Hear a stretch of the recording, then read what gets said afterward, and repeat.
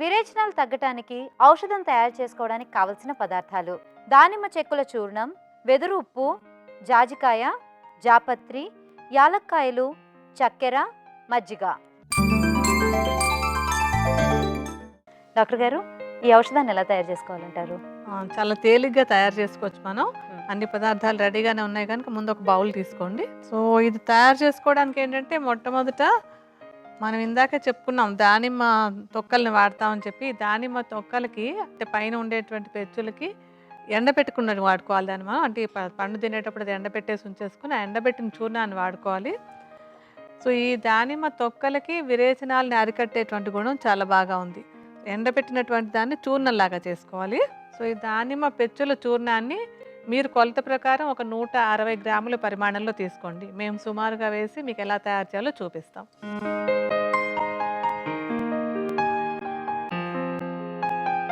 ఇప్పుడు దానిమ్మ పెచ్చుల చూర్ణం తీసుకున్నాక దాంతో సమానంగా చక్కెర తీసుకోవాలి.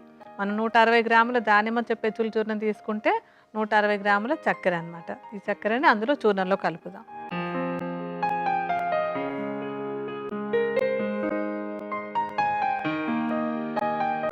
ఈ రెండు ఎక్కువ వేసుకుంటాం. మిగతా ద్రవ్యాలన్నీ కూడా మనం కొద్దిగా వేసుకోవాలి. ఈ జాపత్రికి కూడా విరేచనాల సమస్యను తగ్గించేటువంటి గుణం చాలా బాగా ఉంటుంది. మనకి వంటింట్లో ఉండేటువంటి పదార్థం ఏది. దీన్ని చక్కగా మెత్తటి పొడిలాగా చేసేసుకుని 160 గ్రాముల దానిమ్మ తొక్కల చూర్ణం వేసుకుంటే ఇది కేవలం 5 గ్రాముల పరిమాణంలో వేసుకోవాలి. కొంచెం జాపత్రి చూర్ణాన్ని మనం ఇందులో కలుపుకుందాం ఇప్పుడు. ఆ తర్వాత జాజికాయ కూడా విరేచనాలు తగ్గించేటువంటి గుణం ఉంటుంది. అయితే వీటికి ఏంటంటే కొంచెం వేస్తే డోస్ సరిపోతుంది అనమాట. అందుకని దానిమ్మ పెచ్చుల చూర్ణాన్ని ఎక్కువగా వేసుకుంటాం, కానీ జాజికాయను కూడా తక్కువగానే వేసుకోవాలి. ఇది కూడా ఈ జాజికాయను కూడా పొడిలాగా చేసేసి ఆ పొడిని కూడా ఒక 5 గ్రాముల పరిమాణంలో వేసుకోవాలి.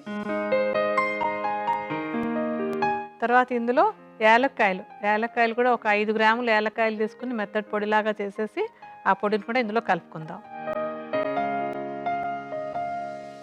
ఇంకా ఆఖరి ద్రవ్యం ఏంటంటే వెదురు ఉప్పు. దీన్ని వంశలోచనం అంటారు. తవాక్షీరి అని వంశలోచనం అని చెప్తాం ఆయుర్వేదంలో చెప్పేటప్పుడు.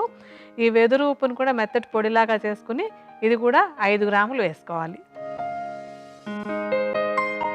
ఇప్పుడు మనం చెప్పిన ద్రవ్యాలన్నీ వేసేసాం మనం కదా. ఇప్పుడు వీటన్నింటిని బాగా కలిపేద్దాం. అన్నీ ఒకదానితో ఒకటి బాగా డిస్ట్రిబ్యూట్ అయి కలిసిపోవాలన్నమాట. అంత బాగా కలిసిపోయింది కదా. ఇప్పుడు అంటే మనకి విరేచనాల సమస్యను తగ్గించేటువంటి ఔషధం రెడీ అయిపోయినట్టే. దీన్ని చక్కగా ఒక గాజు సీసాలో పోసి పెట్టేసుకుని టైట్గా మూత పెట్టేసుకుంటే ఎన్ని రోజులైనా నిల్వ ఉంటుంది అనమాట. అంటే అయితే ఎప్పుడు కూడా మూలికలతో తయారు చేసుకున్నవి ఏవైనా కానీ 2-3 నెలల కంటే ఎక్కువ రోజులు ఉంచుకోవడం మంచిది కాదు. తర్వాత వాటిలో ఔషధ సారం తగ్గిపోతుంది. ఇంకా 3 నెలలలోపు ఎప్పుడైనా వాడుకోవచ్చు దాన్ని. ఓకే డాక్టర్ గారు, మరి తయారైన ఈ ఔషధాన్ని ఎలా తీసుకోవాలంట డాక్టర్ గారు? ఈ ఔషధాన్ని ఏంటంటే విరేచనాల సమస్య ఉన్నటువంటి వాళ్ళు మజ్జిగతో కలిపి తీసుకోవాలి. 1 కప్పు మజ్జిగ తీసుకొని అందులో మనం 1 చెంచాడు ఈ పొడిని కలుపుకోవాలి.